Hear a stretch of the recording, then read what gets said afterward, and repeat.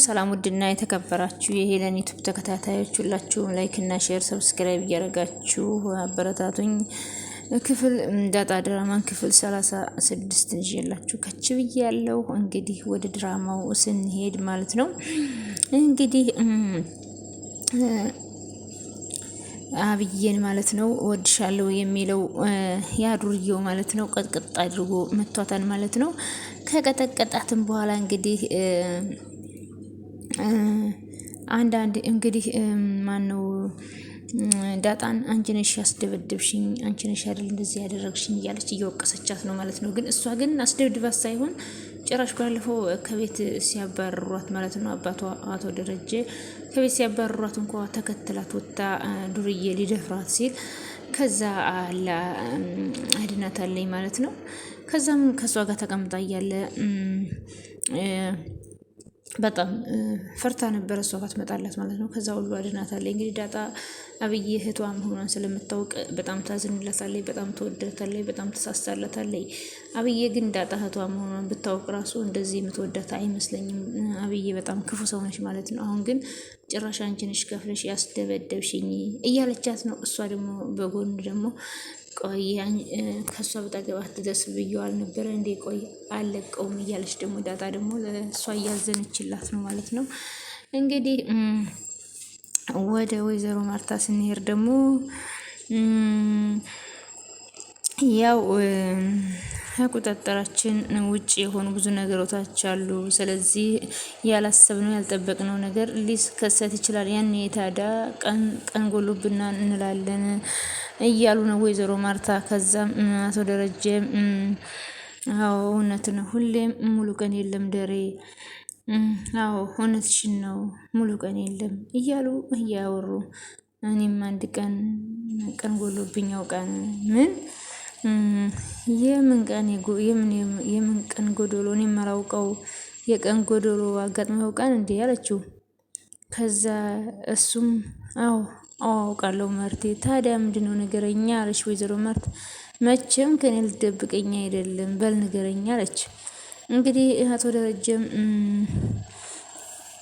እኔ እኮ በጣም ነው የምወድሽ፣ እኔ አንቺ እንድትለይኝ አልፈልግም፣ በጣም እወድሻለሁ። አሁን ይሄን ሁሉ የምትነግረኝ የቀን ጎዶሎ ጋር ምን ያገናኘዋል አለችው። ደርዬ የምታወራውን ነገር ግን አውቀኸዋል? አላውቀውም። እንግዲህ አቶ ደረጀ ማለት ነው እንግዲህ ዳጣ የእሱ ልጅ መሆኗን አሁንም ሰላም ከሱ ማርገዟን ወይዘሮ ማርታ የሚያውቁት ነገር የለም። ወይዘሮ ማርታም አቶ ደረጀም በጣም ነው የሚያምኑት ማለት ነው።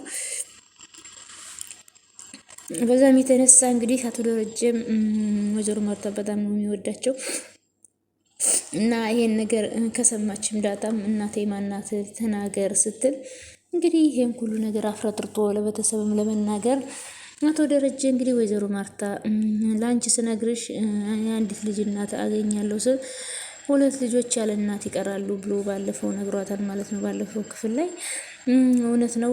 ወይዘሮ ማርታ ይሄን ነገር ሲነገሩ እንግዲህ በድንጋጤ ጸጥ የሚሉ ነው የሚመስለኝ።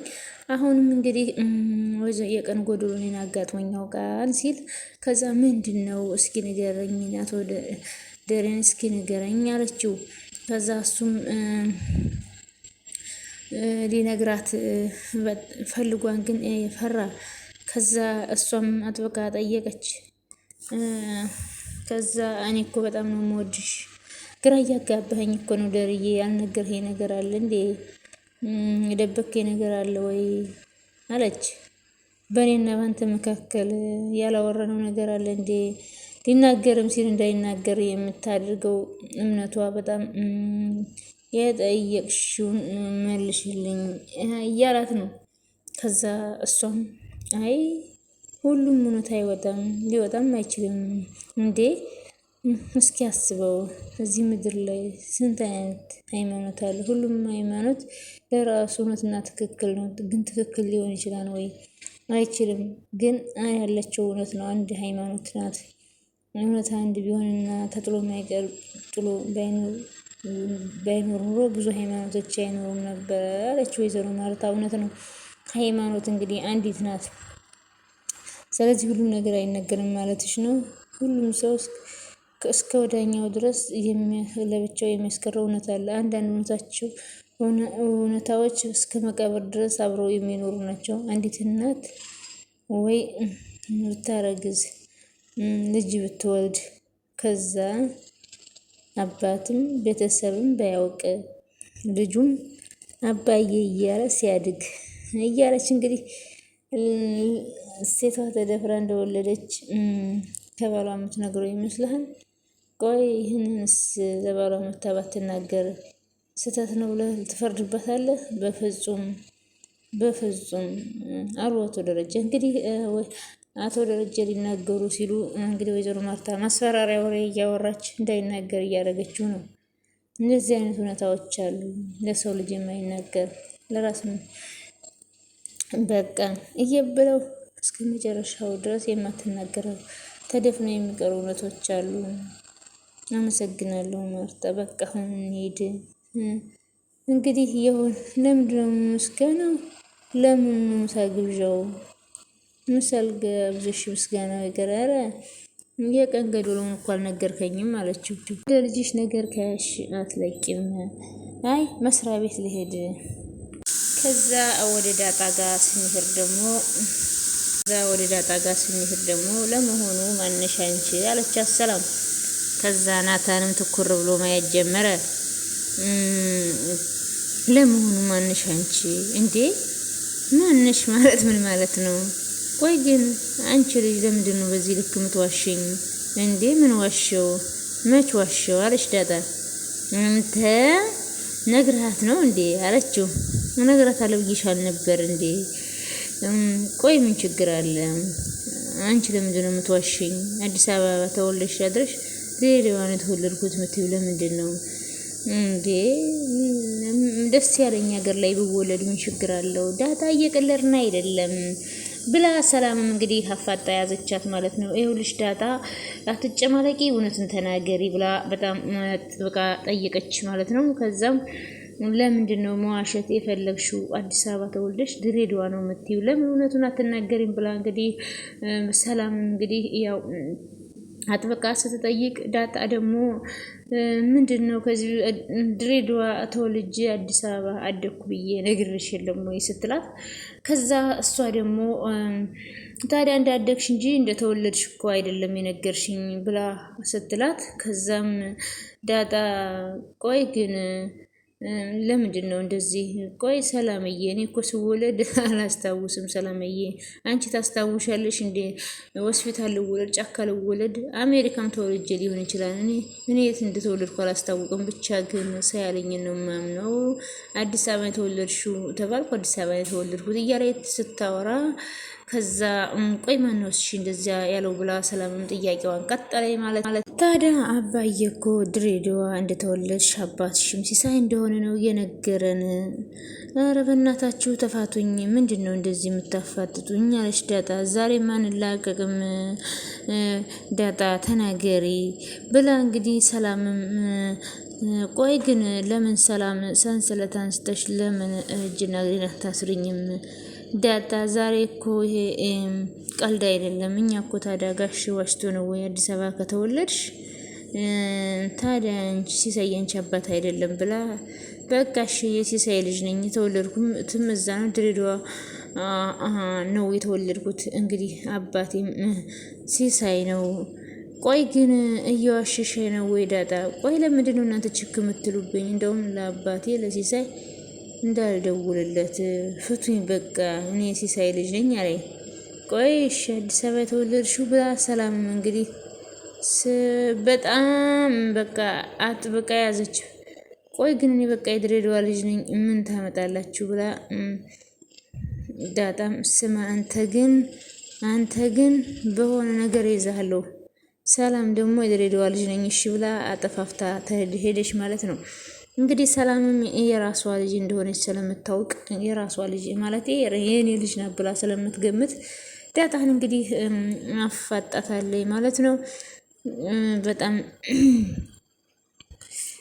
ከዛ ይች ደግሞ አብዬ ደግሞ ይሄ ልጅ ወድሻለሁ ሲላት ሂድና የምትወደውን ፈልግ፣ ያንተ ኩያ ዝንጀሮ ናት፣ ሂድና ዝንጀሮን ጥበስ አለችው። ኧረ ትንሽ ይደብራል። ወንድ ልጅ እኮ ነኝ ይደብረኛል። ለምን እንደዚህ ትይኛለሽ? ይኸውልህ እኔ ወንድምነትን አላውቅም። ሱሪን አውልቅና ሮጥ ሮጥ በል፣ እኔም ላምንህ እችላለሁ። ሱሪን አውልቅ አለችው። እሱም እንግዲህ አየት አየት አድርጎ ኧረ ይህች ልጅ ግን ምንድን ነው ምናምን ብሎ እንግዲህ ቅጥቅጥ አድርጎ ልኳታን ማለት ነው። እንግዲህ እሷም ዳጣን አስደበደበችኝ እሷ ናት ብላ ተዋሸኝ ማለት ነው። ከዛም እንግዲህ ከዛ ማለት ነው ውሃና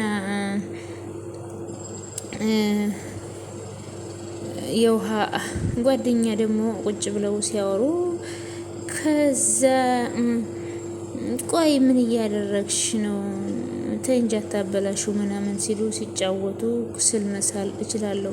ከዛ ስል እየሳሉ እና ምን እያሉ ሲጫወቱ ከዛም ደግሞ አቶ ደረጀ ከናታን ጋር ምን ያህል አድካሚ ስራ እንደምሰራ ታውቀዋለህ ወይ? እንቅልፍ የረጅም ሰዓት ስራ እኮ ነው ብለው ሲያወሩ ናታም እንግዲህ በጣም ይረዳል ማለት ነው። በጣም መልካምና ደስ የሚል ልጅ ነው። ያው አባዬ ልክ ነህ እና ስኬትን ጠንክሮ መስራት ብቻ አታገኛትም። ስኬታማ ለመሆን ምን ላይ አተኩረህ መስራት እንዳለብህ ማወቅ አለብህ። አእምሮህን መጠቀም አለብህ። ለውጥ የምታገኝበት ስራ ጊዜንም ሁሉንም ነገርህን ማወቅ አለብህ። አባዬ ልክ ነህ ሲለው አንተም ትምህርትን ጨርሰህ ስትወጣ ምን መስራት እንዳለብህ ማወቅ አለብህ። ሲከተማ የሚያደርግህን ስራ መስራት አለብህ። እሺ አባዬ ለምክር በጣም ነው የማመሰግነው። ምንም አይደል ልጄ ብለው እንግዲህ ናታን እንግዲህ በጣም ደስ የሚል ልጅ ነው ማለት ነው። ጸባይ ያለው ዳጣዬ ወይ ውሃዬ ቆይ ማን ብላ እዛ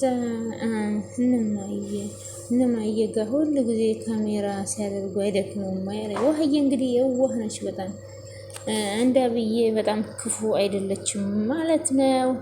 እንግዲህ ሁላችንንም እንደ ውሃ ጥሩ ሰው ያደርገን። ጥሩ በጣም ጥሩ ደስ የምትል ነችና እና እንግዲህ ደስ የሚል አዝናኝና ቁም ነገር አዘል ድራማ ነው ማለት ነው። ዳጣ ድራማ እኔ በጣም ወድጄዋለሁ። እናንተም እንግዲህ እንደምትወዱት ተስፋ አደርጋለሁ ማለት ነው። ሁላችሁም ላይክ እና ሼር ሰብስክራይብ ማድረጋችሁን አትርሱ። ላይክ ሼር ሰብስክራይብ እያደረጋችሁ አበረታቱኝ። ፈጣሪ አምላክ ሀገራችንንም የኢትዮጵያ መሀሏን ገነዳሯን ሰዓት ያደርግልን። እኛንም በስደት ያለነውን ሁላችንንም በሰላም ለሀገራችን ምድር ያብቃን። ቤተሰቦቻችንን ይጠብቅልን እና ሁላችሁንም አመሰግናለሁ። ላይክ ሼር ሰብስክራይብ ማድረጋችሁን አትርሱ። ላይክ ሼር ሰብስክራይብ እያደረጋችሁ አበረታቱኝ። ላይክ ሼር ሰብስክራይብ ማድረግ አይከፈልበትም እና እንግዲህ ደስ የሚል አዝናኝ ቁም ነገር አዘል ድራማ ነው ዳጣ ድራማ። እንግዲህ ስለነበረን ቆይታ ከልብ እናመሰግናለን። ባይ ባይ ውድ ቤተሰቦቼ አመሰግናለሁ።